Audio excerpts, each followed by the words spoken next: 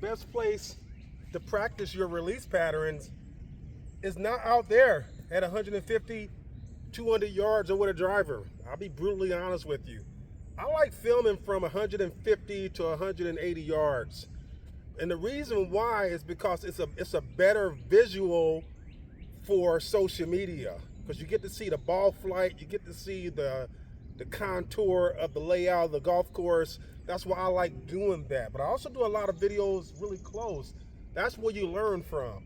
So we're talking about your release pattern, how it matches up to your rate of closure, ROC. And it's important because certain players need a matchup. You know, I talked about matchup for years, right? It's all about your matchups, right?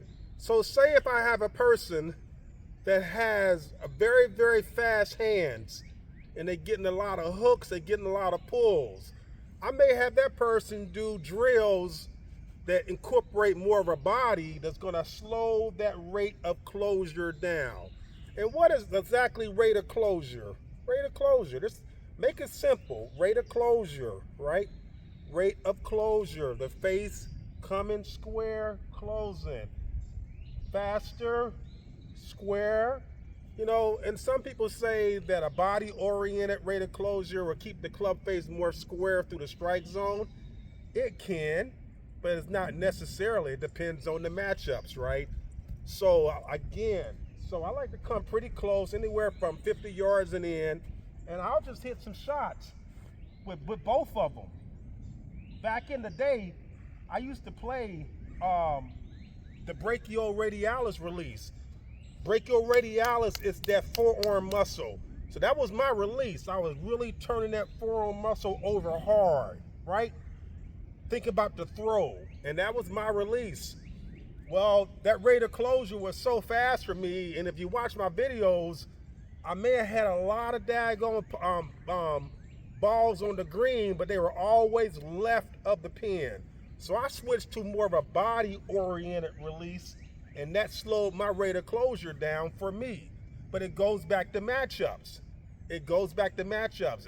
It's not a cookie cutter principle. You have to match up the player with whatever they need. So I may come out here, I'm gonna do the first one, more brachioradialis. I haven't played this in a while, but we should be able to hit a good shot. All right. There we go. And just a little bit left. Not a bad shot. Right, let's hit another one. Brachioradialis, a little bit more forearm supination. Forearm supination, right? A little bit. And with that, the matchup for that is having the client really focus on that inside quadrant of the ball.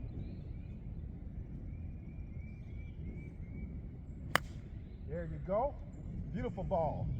I had to match up the release with the exit point. So I had to feel I was inside to out. Now here we go with the other one. A more body-oriented release. Look at that hawk flying right there. Wow, beautiful.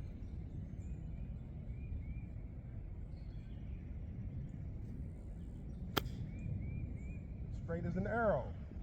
More body-oriented release. That's the one I use now. I do a lot of shots with that release pattern right there. That works for me. It doesn't, the reason why I like using the more body activated release pattern, because it eliminates that left side of the golf course for me. It allows me to be more aggressive with tuck pin places. So we hit one more, the body activated release.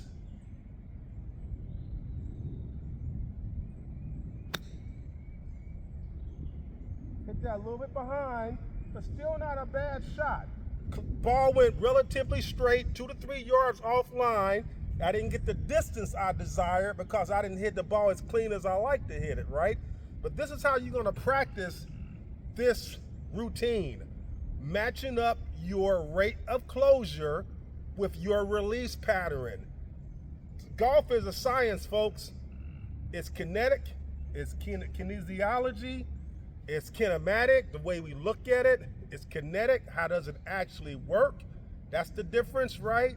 You know, and it's a science. Once we get into the science of golf, we can play some great golf. And as a coach, I can help a lot of people scientifically, science, evidence-based golf instruction. And that's what I'm all about. I'm all about evidence-based golf instruction. I try to remove all opinion out of my teaching platform, and I want it to be science-based. This is how the anatomy works. This is how the club is designed. So already we have limitations, right? So make sure you're matching up your release with your pattern that's going to give you the optimum rate of closure that works for you. More forearm supination. Most of the time that's faster rate of closure. More body activated. Most of the time that's slower rate of closure. They both have their benefits. Keep grinding, folks. Do me a favor, smash that daggone subscribe button. I don't care about the thumbs up or the thumbs down. What I do care about is your comments. Keep grinding. Remember, the journey does require work. Peace.